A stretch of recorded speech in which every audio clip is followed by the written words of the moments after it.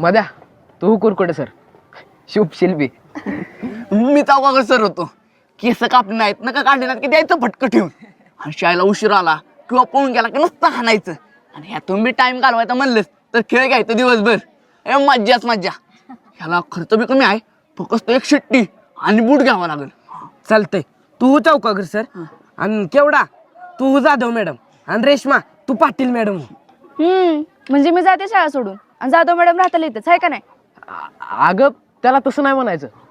केवढ्याची इंग्रजी भारी आहे ना म्हणून म्हणतोय तो. म्हणजे माझी नाही वे.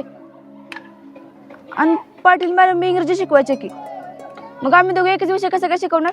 होला का मध्या तू का म्हणून असं म्हणलास का तिला वाटतंय ते तुझ्या मनात आहे.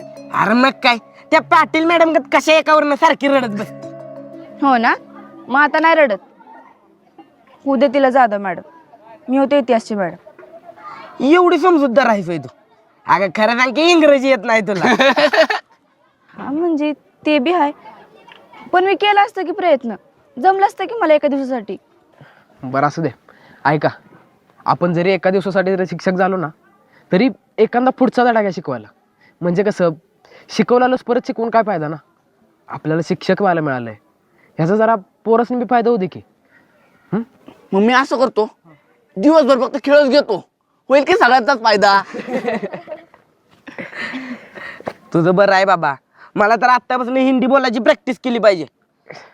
चलो गोरको शाळा सुटल्या चला. लय हसतंय क्या काठी से कातडं काढे का एक का चलो.